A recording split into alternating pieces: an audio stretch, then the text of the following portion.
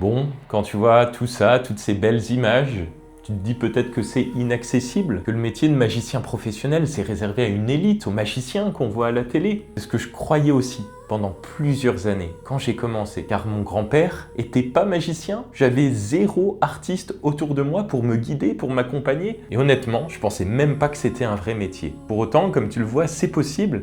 Et je vais même te dire un truc qui va peut-être te choquer. C'est que ce rêve est beaucoup plus accessible qu'il n'y paraît. La magie, c'est un des rares métiers où la demande explose en ce moment avec des films comme Insaisissable ou des émissions télé comme Diversion. Et chaque week-end en France, il y a des milliers de mariages, il y a des milliers de séminaires, il y a des milliers d'événements d'entreprises. Et donc, il y a des dizaines de milliers de personnes qui recherchent désespérément des artistes qui proposent des animations originales pour impressionner les invités, pour leur faire passer une bonne soirée. Donc le marché est là, il est gigantesque et il manque plus que toi. Mais quand tu entends ça, je sais ce que tu te dis. Tu te dis peut-être que tu n'es pas encore prêt, peut-être qu'il est déjà trop tard pour gagner ta vie avec la magie. Ou peut-être que tu te dis que toi et moi, on est très différents. Eh bien écoute, sache que rien ne me prédisposait à devenir magicien. Je pars de loin, mais ne me crois pas sur parole. Ne t'arrête pas aux belles images que tu vois, ne t'arrête pas aux résultats. Pour que tu comprennes vraiment qui je suis et d'où je viens, je te propose qu'on fasse un petit voyage ensemble dans le passé. Et ça...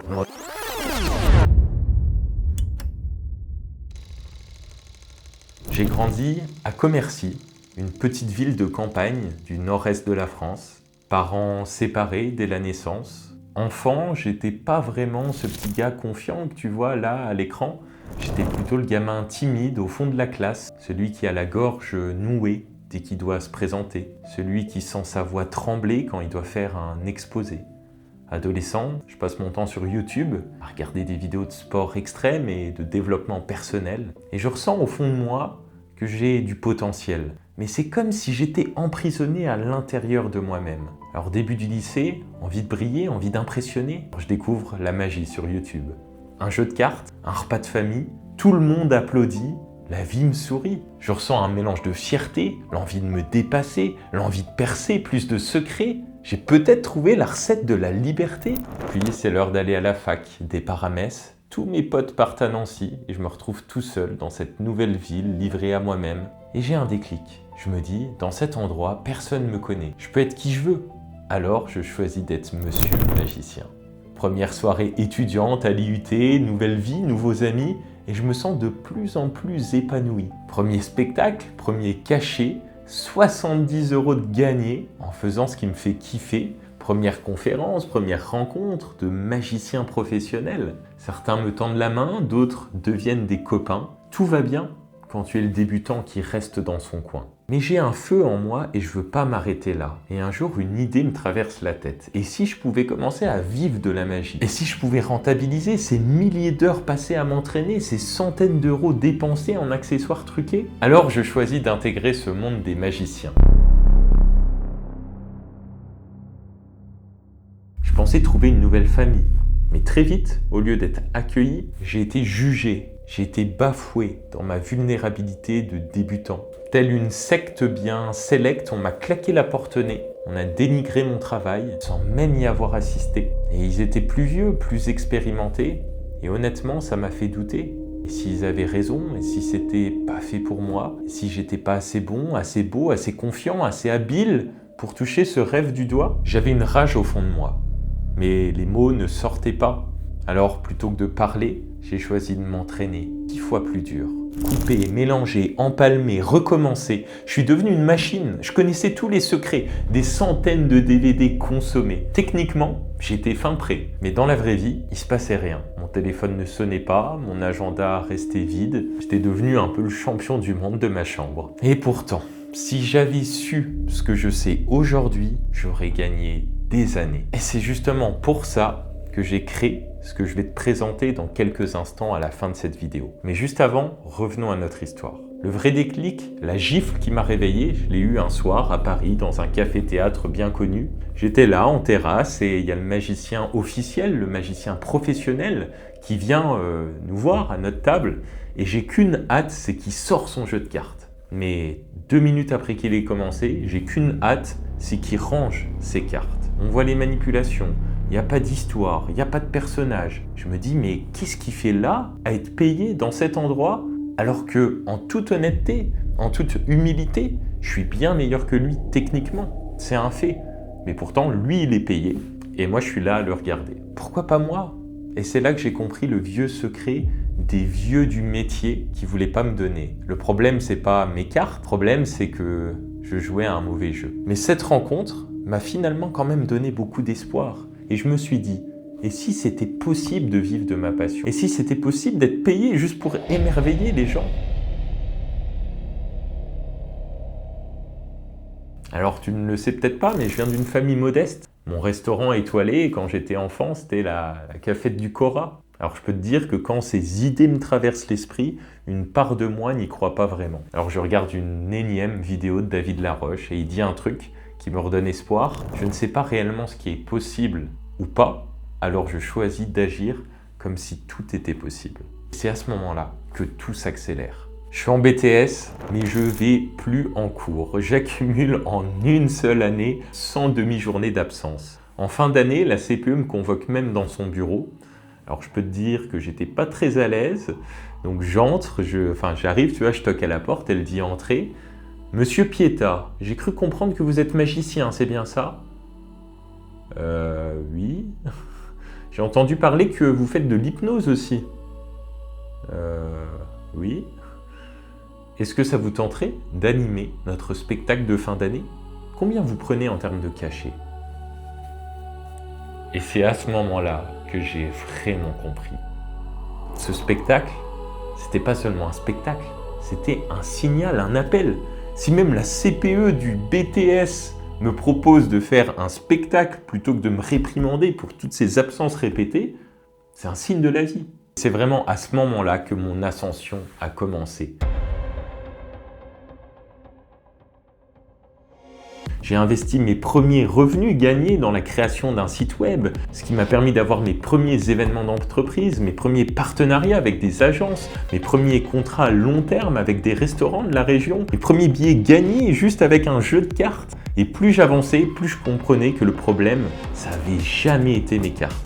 Le problème, c'était mon mental, mes croyances, ma vision, mes compétences. Je jouais au mauvais jeu. J'ai arrêté de jouer aux magiciens pour les magiciens et j'ai appris à jouer pour le public, pour les clients, pour la vie réelle. Et j'ai appris les compétences qui comptent vraiment. J'ai appris la vente, j'ai appris le marketing, j'ai appris la communication, j'ai appris le lien humain, le relationnel. J'ai appris tout ce qui ne s'achète pas dans des boutiques de magie. Et petit à petit, les choses ont basculé. Des soirées étudiantes aux événements privés, des anniversaires aux soirées d'entreprise du CAC 40 qui me faisaient confiance. Un jour, je facturais 70 €. Quelques mois plus tard, 350 €. Quelques années après, je gagne en 2 heures ce que ma mère gagnait en un mois de travail au SMIC. Alors tout ça sonne très success story, comme si tout avait été toujours facile. Mais pour être honnête avec toi, j'ai fait des tonnes d'erreurs. J'ai perdu des tonnes d'argent en investissant dans des flyers que j'ai distribués moi-même qui ont servi à rien, en allant toquer à toutes les portes pendant des après-midi pour donner mes cartes de visite dans tous les commerces de la ville. Ça n'a servi absolument à rien. Mais au final, je suis là. Je suis passé de la Clio à la 206. Aujourd'hui à la Tesla. J'ai transformé les 300 € qu'on me donnait en tant qu'étudiant boursier en plus de 26 000 € gagnés en un seul mois l'année dernière. Et surtout, ce qui me tient le plus à cœur et ce dont je suis le plus fier, c'est que si je repense à quelques années dans le passé où j'étais en cours, je revenais du ski, de vacances avec mes cousins saisonniers, et je regardais par la fenêtre et je me disais, un jour, si je dois faire la plonge pour partir en vacances et pour travailler dans des stations de ski, je le ferai parce que j'ai trop kiffé.